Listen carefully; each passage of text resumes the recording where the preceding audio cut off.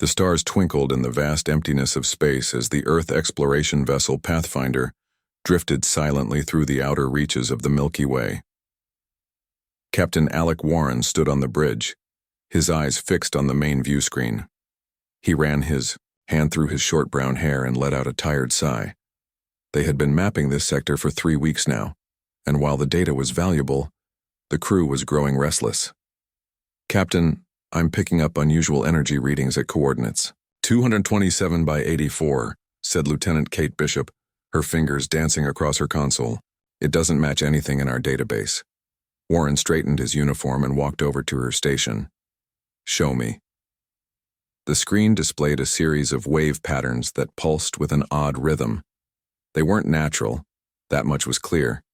"Could be a sensor ghost," Warren suggested, though he didn't believe it himself. Dr. Samantha Miller, the ship's lead scientist, joined them at the console. Her red hair was pulled back in a practical ponytail, and her eyes narrowed as she studied the readings. "No, this is real," she said. "These energy signatures show signs of artificial manipulation. And look at this decay pattern. Some of these traces are ancient while others are fresh." Warren's interest was piqued. Humanity had been venturing into deep space for only 50 years, and they had yet to encounter any definitive proof of intelligent alien life. There had been promising signs, but nothing concrete. This could be the breakthrough they were waiting for. "How ancient are we talking about?" he asked. Miller tapped a few commands into the console. "Based on the decay rates of these particles, some of these energy signatures date back hundreds of thousands of years, but the newest ones may be just a few days old." A chill ran down Warren's spine. "You're telling me we're looking at the leftovers of something that's been going on for 500,000 years?" "That's exactly what I'm saying," Miller replied, "and it's still happening now." Warren turned to his navigation officer. "Pete, set a course for those coordinates. Let's see what we're dealing with." "Aye, Captain," Pete Richards responded, adjusting their trajectory. As the Pathfinder changed course, the bridge crew felt a mix of excitement and apprehension. First contact protocols had been drilled into them during training, but actually, implementing them was another matter entirely. Greg Martinez, the communications specialist, spoke up from his station. Ikke hurtigheden om, at ser de serverne på overmålet der som ikke at det uandre åtne ikke etterpå.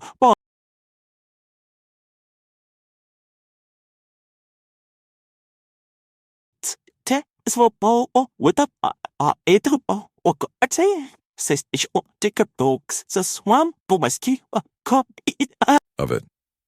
The ship approached the source of the energy readings cautiously. Through the view screen, they could see scattered debris floating in space, twisted metal, and unknown alloys that reflected the distant starlight. "It's a battlefield," Security Chief Paul Davis said quietly. His hand instinctively moved to the weapon at his hip. A very old battlefield. Miller was already scanning the debris. The oldest pieces show extreme aging, but there are fresh fragments, too. Whatever conflict created this has been going on for an incredibly long time. Lieutenant Bishop's console chimed. "Captain, I've got something. The translation matrix has found patterns in the transmissions. They're repeating, like automated distress signals or warnings." "Let's hear it," Warren said. The bridge speakers came to life with a strange modulated sound. It wasn't speech as humans understood it, but there was a definite pattern to it. After a moment, the ship's computer overlaid an approximate translation. "Retreat. Fordari vessel. Sector 8. L's in advance. No quarter. Eternal conflict." The bridge fell silent. Warren felt the weight of the moment. They weren't just looking at evidence of alien life. They were witnessing an ongoing war between two spacefaring civilizations. "How is this possible?" Davis asked. "A war lasting 500,000 years?" Dr. Lisa Franklin, the ship's medical officer, had joined them on the bridge. "Species with extremely long lifespans, perhaps. Or maybe they're like the colonial insects on Earth. Individual soldiers die, but the colony continues the fight." Miller was still analyzing the data. "Captain, based on the trajectory of this debris field and the transmission sources, I believe we're on the edge of a much larger conflict zone. The actual battle lines might stretch for light years. Warren took a deep breath. This discovery changed everything. Humanity had been preparing to expand further into the galaxy, establishing colonies on distant worlds. But if there was an ancient, ongoing war in the regions they planned to explore, they needed to know more. Lieutenant Bishop, continue working on those transmissions. I want to know everything we can about these Vordari and Elzen. Martinez. Monitor all communication channels. Davis, keep our defensive systems on standby. Don't power up weapons unless I give the order. We don't want to appear threatening. Warren turned to Miller. Doctor, I need a complete analysis of this debris. What kind of technology are we looking at? How advanced is it compared to ours? Already on it, Captain, Miller replied, her eyes bright with scientific curiosity despite the potential danger. Warren returned to his command chair and pressed a button on the armrest. Ship's log, stardate 2247.6. The Pathfinder has discovered evidence of an ongoing conflict between two alien civilizations known as the Vordari and the Elzen. Based on energy decay rates, this conflict may have been active for approximately 500,000 Earth years. We are proceeding with caution to gather more information. He closed the log entry and looked around at his crew. They were professionals, the best Earth had to offer, but they were also human. He could see the mix of fear and excitement on their faces. I know what you're all thinking, he said. We could turn around now, head back to Earth, and report what we've found. Let the diplomats and the military decide what to do next. He paused, looking at each of them in turn. Or we can do our job, explore, learn, and understand what we're dealing with. It's your call. I'll support whatever decision you make collectively. The bridge crew exchanged glances. There was no hesitation in Miller's voice when she spoke. We came out here to explore, Captain. I say we continue. One by one, the others nodded in agreement. Warren felt a surge of pride. Very well. Let's proceed deeper into the debris field. Slow speed. All sensors at maximum. Let's find out what's been going on in our galaxy for the last 500,000 years. The Pathfinder moved forward, its sleek hull gleaming against the backdrop of stars. Behind them lay the safety of known space and Earth. Ahead lay mystery, danger, and the chance to make history. None of them could have guessed that their discovery would soon change the course of a conflict older than human civilization itself. The Pathfinder moved carefully through the debris field. Captain Warren ordered the ship's lights dimmed to reduce their visibility. For 6 hours, they collected data and samples, working in near silence as the reality of their discovery sank. In, Captain, we've got movement. Pete Richards called out suddenly from the navigation console. Something big just dropped out of faster-than-light travel about 50,000 kilometers from our position. Warren was instantly alert.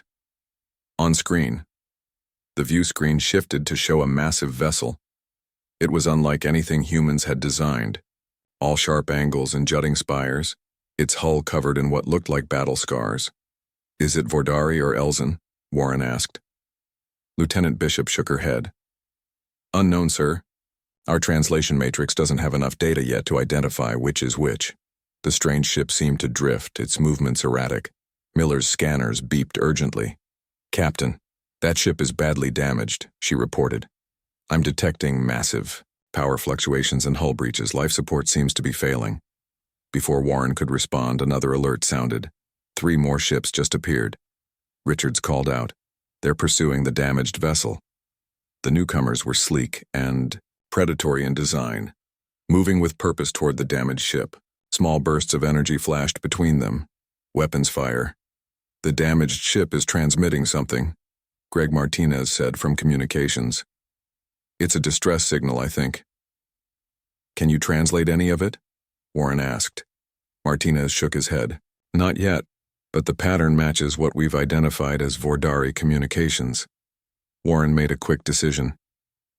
Move us closer to the damaged ship, but keep our weapons powered down. I want to observe, not engage.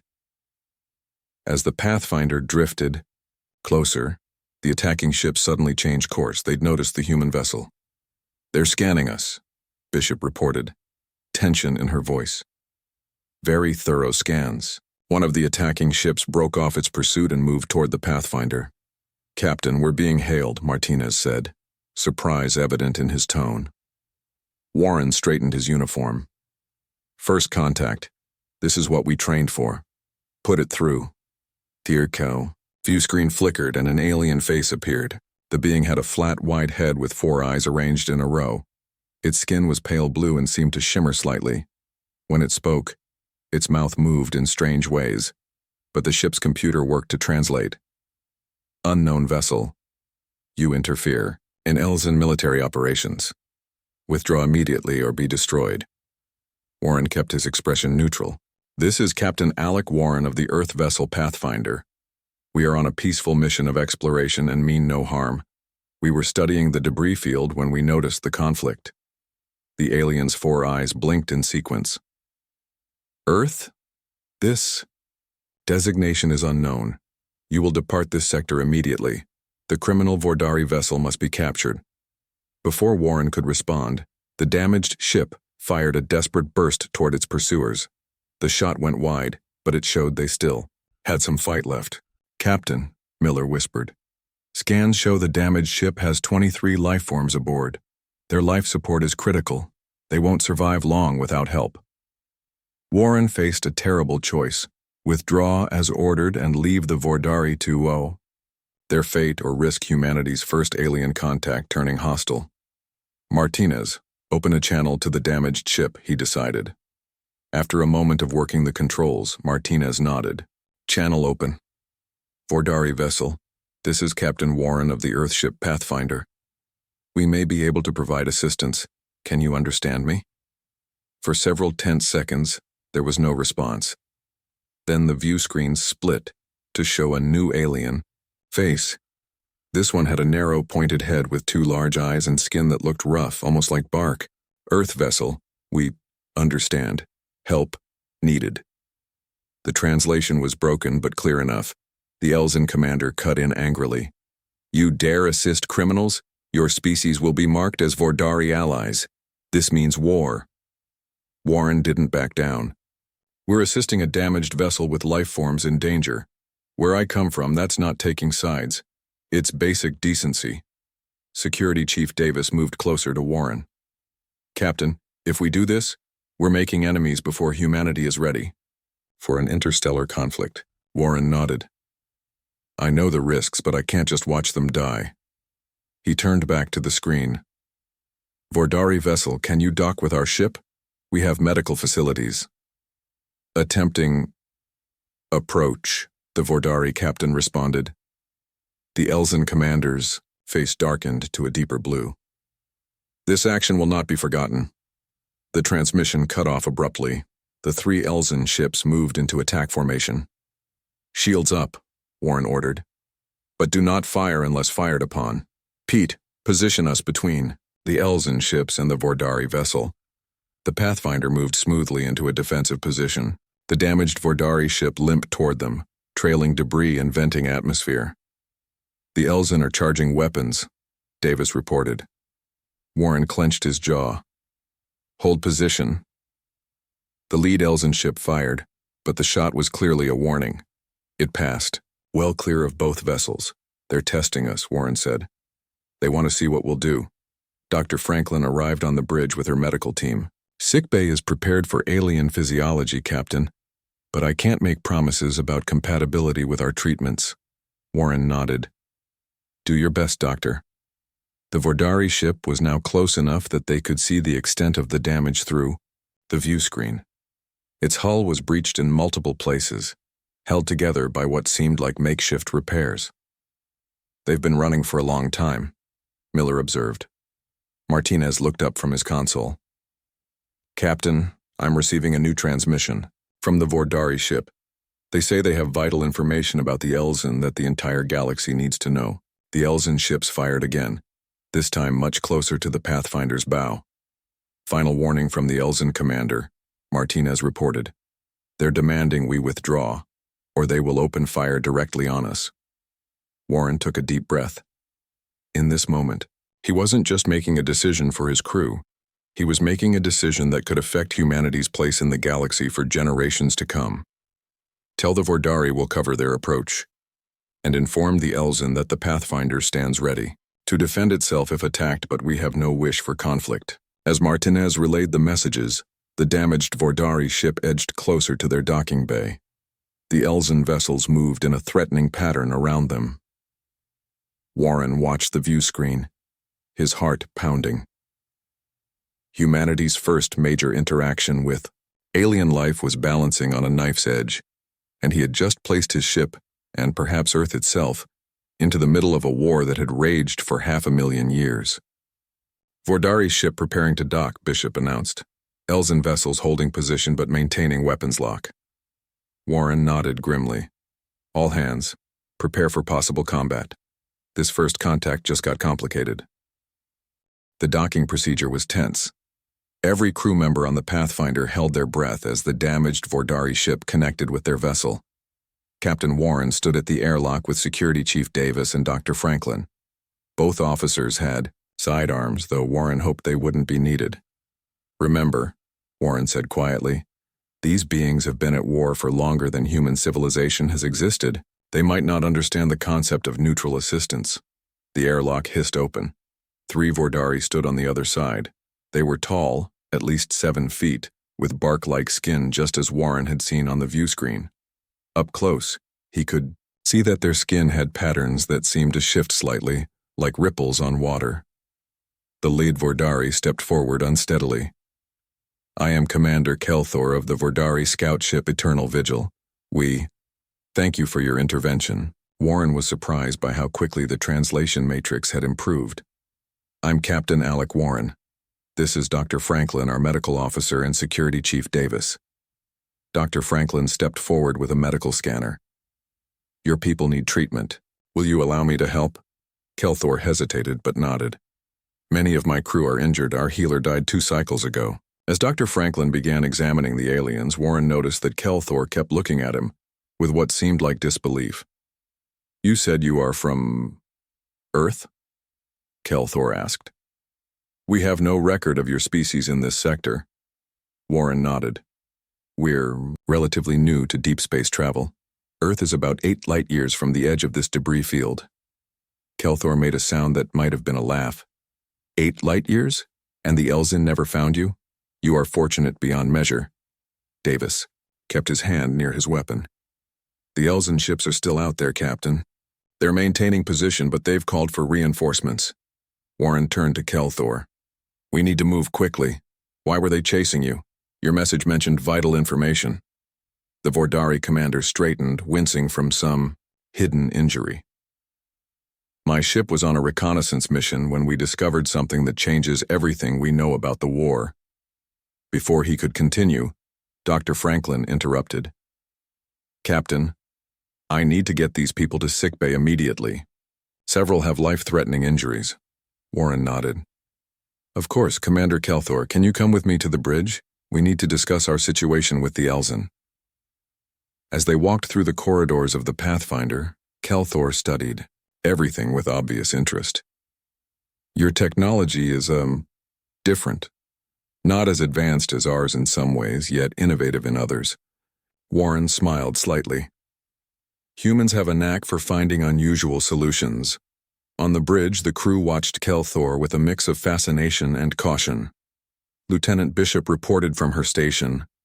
Elzen vessels are demanding a response. Captain, they want to know if we've taken the Vordari aboard.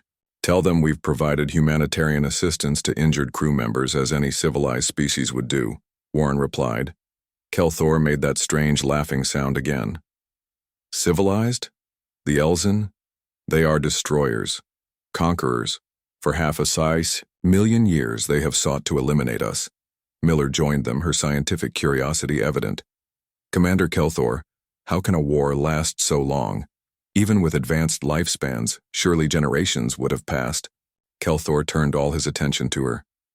Many generations have lived and died knowing only war human. Our young are born into battle and our old die in it. It is all we have ever known. Warren guided the conversation back to the present crisis. You mentioned you discovered something important. What was it? Kelthor reached into a pocket in his strange uniform and pulled out a small crystal. This data crystal contains proof that the Elzen leadership has been lying to their people for thousands of years. He placed it on a nearby console. May I? After Warren nodded, Kelthor interfaced the crystal with the ship's computer. The view screen filled with strange symbols and images. Our ship intercepted communications between the Elzen High Command, Kelthor explained. They speak of maintaining the war deliberately, of rejecting peace offers my government sent centuries ago. Miller leaned forward, studying the data. Our computer can't translate all of this. But the timestamps, some of these records are over 50,000 years old. Warren felt a chill. They've been fighting a war they don't want to end? Kelthor's eyes darkened. The Elzen leadership profits from the conflict. They stay in power because of the fear we represent. And I suspect our leaders do the same. Martinez called from his station. Captain, the Elzen reinforcements have arrived. 5 more warships just entered the area. Warren turned to Kelthor. We can't fight them all. Is there somewhere we can take you? A Vordari outpost? The alien commander shook his head. The nearest friendly base is 3 days away at your ship's top speed. We would never make it. Susan Hayes, the ship's engineer, had been quiet until now. She stepped forward from her monitoring station. Captain, I've been studying the Vordari ship's design while it's docked. Their propulsion system is fascinating. It uses principles we've only theorized about. Warren raised an eyebrow. Is this really the time for a technical discussion, Hayes? She grinned. It is when I think I can temporarily adapt some of their technology to our shields. The Elzen won't expect it. Kelthor looked at Hayes with new interest. Your engineer thinks differently than ours. What are you suggesting? Hayes explained. Her idea quickly. By combining Vordari shield harmonics with human power distribution methods, they might create a bubble that would mask their energy signature. It wouldn't last long, but it might give them time to escape. Warren considered the option. How long would it take to implement? 2 hours, maybe 3, Hayes replied. Bishop interrupted. We don't have 3 hours, Captain. The Elzen are powering weapons. They're through with waiting. Warren made his decision. Hayes, work with the Vordari engineers. You have 1 hour. Bishop, open a channel to the Elzen commander. The blue-skinned alien appeared on screen, 4 eyes blinking in sequence. Earth vessel, you have sheltered criminals. Surrender them immediately. Warren kept his voice calm. We've provided medical assistance to injured beings, which is standard procedure for my people. We request time to complete treatment. The Elzen commander's skin darkened. Your request is denied. Surrender the Vordari or be destroyed with them. Warren glanced at Kelthor, then back at the screen. We need 1 hour. After that, we'll discuss terms. You have 30 minutes, the Elzen commander replied before cutting the transmission. Warren turned to his crew. Hayes, you heard the man. 30 minutes. As Hayes rushed off with Kelthor to begin work, Davis approached Warren. Captain, are you sure about this? We're risking everything for aliens we just met. Warren looked around the bridge at his crew, then at the view screen showing the gathering Elzen fleet. Maybe that's what's been missing in this 500,000-year war, Paul. Someone willing to take a risk for peace instead of victory. Miller, who had been analyzing the Vordari data crystal, looked up with wide eyes. Captain, I think I found something. There's a pattern in these communications that doesn't match either Vordari or Elzen language structure. Warren moved to her station. What are you saying? She pointed to the screen. I'm saying there might be a third player in this war, someone who's been manipulating both sides for a very long time. Warren stared at the strange patterns Miller had isolated. The mystery of the 500,000-year war was deepening, and the Pathfinder now had less than 30 minutes to solve it, or face destruction. Time was running out. The bridge of the Pathfinder buzzed with activity as crew members worked frantically to prepare for either escape or battle. Captain Warren stood over Dr. Miller's shoulder, studying the strange patterns she had discovered in the Vordari data crystal. These symbols don't match anything in our database, Miller said. but they appear repeatedly throughout both Elzen and Vordari communications over thousands of years. Warren frowned. Could it be some kind of code? I don't think so, Miller replied. The pattern is too consistent across too much time.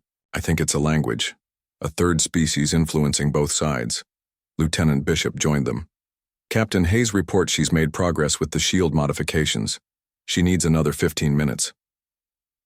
The Elzen gave us 30, Warren said, checking the time. We have 12 minutes left. Commander Kelthor returned to the bridge, looking stronger after receiving medical treatment from Dr. Franklin. Your doctor has impressive skills, Captain Warren. Several of my crew who I thought would die will now live. Warren nodded. I'm glad we could help. Dr. Miller has found something in your data crystal that you should see. He guided the Vordari, commander to Miller's station. Kelthor studied the patterns, his skin rippling with what seemed like shock. This cannot be, he whispered. These are symbols of the void entities. Void entities? Warren asked. Kelthor's voice was low. They are mentioned in our oldest legends, beings that live in the space between stars. We thought they were myths, stories to frighten children. Miller looked up at Warren. Captain, if these void entities are real, and they've been manipulating both sides of the conflict, then this war might be serving their purposes, not yours, Warren finished. He turned to Kelthor. Why would they want your peoples to fight? Before Kelthor could answer, Martinez called out from communications. Captain, the Elzen commander is hailing us again. On screen, Warren ordered. The four-eyed blue face of the Elzen commander appeared. Your time is up, Earth vessel. Surrender the Vordari criminals now. Warren stepped forward. Commander, we've discovered evidence that both our peoples have been manipulated by a third party, beings your legends call the void entities. The Elzen commander's four eyes widened slightly, but his voice remained harsh. More Vordari lies. There are no such beings. The evidence is in communications from your own high command, Warren insisted. Communications that span thousands of years. For a moment, the Elzen commander seemed to hesitate. Then his face hardened again. You have 1 minute to lower your shields and prepare to be boarded. After that, we open fire. The transmission cut off. Warren turned to his crew. Bishop, get Hayes on the line. We need those shield modifications now. Kelthor moved closer to Warren. Captain, if your scientist is correct about the void entities, this changes everything about the war. Warren nodded grimly. That may be true, but first we need to survive the next few minutes. He turned to Davis. Chief, arm all weapons, but don't target the Elzen ships yet. I want options, not provocations. Hayes' voice came over the comm system. Captain, we've finished the modifications, activating now. The lights on the bridge dimmed momentarily as power was diverted to the new shield configuration. On the view screen, they could see a strange, shimmering effect envelope both the Pathfinder and the docked Vordari vessel. It's working, Bishop reported. Our energy signature is being masked. The Elzen sensors will have trouble tracking us. Good work, Hayes, Warren said. Richards, prepare for evasive maneuvers. As soon as I give the word, take us out of here. Maximum speed.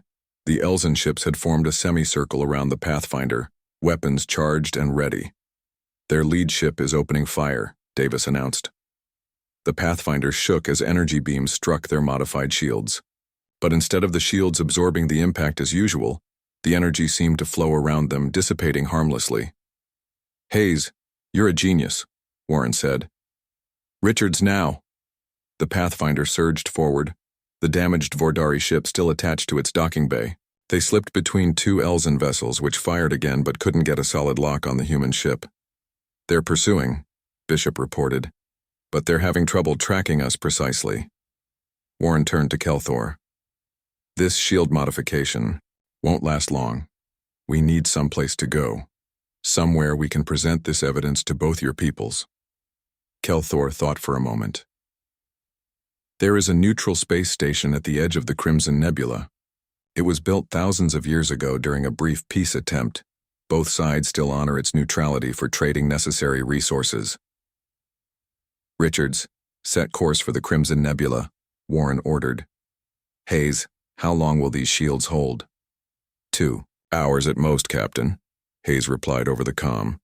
The power requirements are enormous, Warren nodded. Then we have 2 hours to figure out how to convince two species who have been at war for 500,000 years to listen to us. As the Pathfinder raced toward the neutral station, Miller continued to study the data crystal. Captain, I think I'm beginning to understand. These void entities, according to the patterns in these communications, they feed on energy. All life forms need energy, Warren said. Miller shook her head. Not like this. I think they feed on the specific energy released during space battles. The more advanced the weapons, the more energy released. Kelthor stared at her. You are suggesting they have kept our peoples at war to feed themselves. It makes a terrible kind of sense, Miller replied. The war has driven both your species to develop increasingly powerful weapons. Each battle releases more energy than the last. Warren felt a cold anger rising inside him. They've been farming you, using your peoples as cattle to produce their food. Kelthor's skin rippled in what seemed like rage. If this is true, generations of my people have died for nothing. Billions of lives wasted to feed parasites. We need proof, Warren said. Something both sides will believe. Miller looked up from her console. I think we can get it. The void entities must communicate somehow. If we can intercept and decode their transmissions, we could expose them. Warren finished. Bishop, work with Miller. I want every sensor we have looking for unusual energy patterns or communications. As the Pathfinder approached the neutral station, they received a hail. A mixed crew of Vordari and Elzin appeared, on screen, clearly surprised to see a new species approaching their facility. Unknown vessel, identify yourself and state your purpose, a Vordari station officer demanded. Warren stepped forward. I am Captain Alec Warren of the Earth vessel Pathfinder. We carry information vital to both Vordari and Elzin peoples. Evidence that your 500,000-year war has been manipulated by a third party for their own benefit. The station officers looked at each other in confusion. The Elzin officer spoke. Dock at Bay 12. Security will meet you. Be warned. Any hostile action will result in immediate destruction of your vessel. As the transmission ended, Davis approached Warren. Captain, the Elzin pursuit vessels will reach this station within the hour. We're running out of time. Warren looked around at his crew, then at Kelthor. Then we have 1 hour to end a 500,000-year war. Let's make it count. The neutral station loomed large in the view screen as the Pathfinder approached. It was an ancient structure, a massive ring with spokes extending to a central hub. Ships from both warring factions were docked along its outer edge, maintaining an uneasy peace in this one location amid their endless war. Docking procedure initiated, Richards announced as he guided the ship toward Bay 12. Warren turned to his crew. Miller, Bishop, I want you to prepare a presentation of our findings. Something clear enough that both sides will understand. Hayes, work with the Vordari engineers to create a detection system for the void entities. If they're real, we need to be able to prove it beyond doubt. Security Chief Davis approached. Captain, I've assembled a security team, but I recommend we keep our party small. We don't want to appear threatening. Warren nodded. Agreed. Davis, you'll come with me, along with Miller and Kelthor. The rest of you stay aboard and continue working. And keep the engines ready. We might need to leave in a hurry. As they prepared to disembark, Dr. Franklin entered the bridge. Captain, the injured Vordari are stable, but they shouldn't be moved. They'll stay aboard, Warren assured her. Doctor, I'd like you to join us. Your medical insights might be valuable, and having a healer present could help build trust. The docking clamp secured with a thud. Warren took a deep breath. Let's go make history. The station's docking bay was larger than anything on the Pathfinder. Armed guards, 3 Vordari and 3 Elzin, waited for them. The tension between the two groups was visible even to human eyes. Captain Warren, the lead Elzin security officer, said stiffly, I am Major Valnir. The station commander awaits you in the central chamber. The human party followed their escorts through the station's corridors. They passed members of both species who stared at them with undisguised curiosity. Warren realized they were probably the first humans these beings had ever seen. The central chamber was a large circular room with a round table at its center. Seated at the table were two figures, one Vordery and one Elzen, both wearing elaborate uniforms that suggested high rank. "I am Admiral Zelkan of the Vordery Defense Force," the bark-skinned alien said, rising to greet them. "And I am Supreme, Commander Tolvik of the Elzen Armada," the blue-skinned leader added, remaining seated. Warren stepped forward. "Captain Alec Warren of Earth, thank you for agreeing to meet with us." Zelkan's gaze fixed on Kelthor.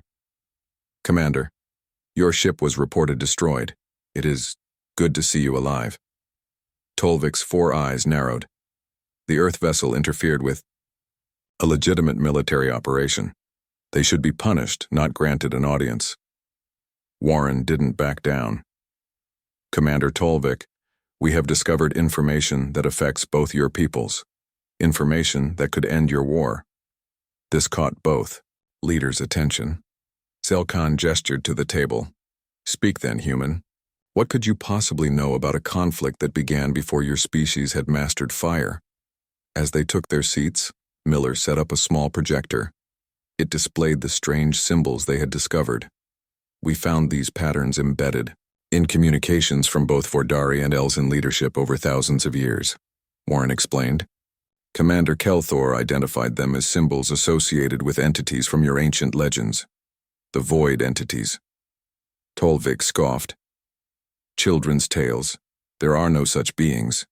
Dr. Miller stepped forward. "Sir, with respect, our analysis suggests otherwise. These symbols appear in communications that deliberately prolonged your conflict. They appear in orders to reject peace offers, to escalate hostilities, to develop more powerful weapons." Before either leader could respond, an alarm sounded. A station officer rushed into the room. "Commander Admiral, Elzen pursuit vessels have arrived. They're demanding the Earthship be surrendered to them." Tolvik looked pleased. "It seems our discussion is over." Warren stood firm. "No, it's not. Commander, those ships are following orders based on the same manipulations we're trying to expose." Suddenly, Lieutenant Bishop's voice came through Warren's communicator. "Captain, we've detected them. Hayes's sensors found unusual energy patterns throughout the station. Whoa, here." Warren looked at the 2 alien leaders. "The void entities are on this station right now. They've been monitoring peace talks for centuries, ensuring they always fail."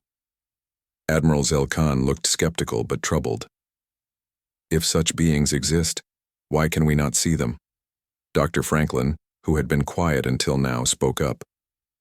"Because they exist, partially out of phase with our reality. They're energy-based life forms. Your legends were right." Hayes's voice came through the communicator again. "Captain, I've modified the station's internal sensors. I'm sending the feed to Dr. Miller's projector now." The projection changed to show the central chamber they were sitting in. But now, ghostly, translucent forms appeared, floating, ethereal beings that hovered near each person at the table. "They're feeding on us," Miller explained. "On our emotions, our anger, our fear. And they feed on the energy released when your ships battle." Both alien leaders stared at the projection in shock. Tolvik rose from his seat, his blue skin paling. This cannot be real." "It is real," Warren said firmly. "They've been farming your civilizations like cattle. Every battle, every death, every weapon development, it all benefits them. Your war has never been about territory or ideology. It's been about feeding parasites." Kelthor stepped forward. "For 500,000 years, our peoples have died for nothing but to feed these creatures." The tension in the room was broken by another alarm. The station officer returned. "Commanders, we're detecting unusual energy surges throughout the station. Systems are failing." Warren realized what was happening. "They know we've exposed them. They're attacking the station." The lights flickered. Hayes's voice came through again, broken by static. "Captain, entities are energy weapon can disrupt their frequency. The communication cut off. Warren turned to the alien leaders. The void entities are trying to destroy the evidence. We need to work together, now or everything. We've discovered we'll be lost. For a moment, neither alien moved. Then Admiral Zelkan stood tall. 500,000 years. Billions of lives lost. No more. He turned to his Elzen counterpart. Tolvik, for once in our long history, let us fight the real enemy. The Elzen commander's 4 eyes blinked in sequence. Finally, he nodded. What do you propose, human? Warren didn't hesitate. Hayes was working on a weapon to disrupt their energy pattern. We need to broadcast it through the station's communication array. Zelkan turned to his officers. Give the humans access to our systems. Working together, the humans, Vordari and Elzen, rushed to implement Hayes's design. As they worked, the station shuddered around them. Systems failed, and ghostly forms began to appear without need of sensors. The void entities were manifesting, fully as they attacked. With seconds to spare, they activated the disruption field. A high-pitched wail filled the station as the void entities writhed in apparent pain. The ghostly forms twisted and contracted before vanishing entirely. In the sudden silence that followed, Warren looked at the 2 alien commanders. They're gone, at least from this station. Tolvik stared at the spot where the entities had been. 500,000 years, he whispered. How do we even begin to process this? Zelkan approached him slowly. We begin by ending the war they created. Here, today. The Elzen commander hesitated only briefly before extending his 4-fingered hand. For the billions who died for nothing, Zelkan took it. And for the future our peoples nearly lost. As the 2 ancient enemies clasped hands, Warren felt the weight of the moment. In less than 1 Earth day, humans had accomplished what neither civilization had managed in 500,000 years. They had found the truth and created peace. Later, as the Pathfinder prepared to return to Earth, Admiral Zelkan and Commander Tolvik came to see them off. Your species has done something remarkable, Zelkan said. You've changed the course of galactic history. Warren shook his head. We just asked questions that hadn't been asked before. Sometimes a fresh perspective is all that's needed. Tolvik's skin had brightened to a lighter blue. We would like to establish formal relations with Earth. Your people think differently than ours. We need that. As the Pathfinder departed the station, Warren stood on the bridge watching the view screen. Behind them, Vordari and Elzen ships flew side by side for the first time in 500,000 years. Set course for Earth, Warren ordered. We have quite a story to tell. Miller smiled beside him. Humanity's first major action in galactic affairs, and we ended the longest war in known history. Warren nodded. Not bad for our first week into the neighborhood.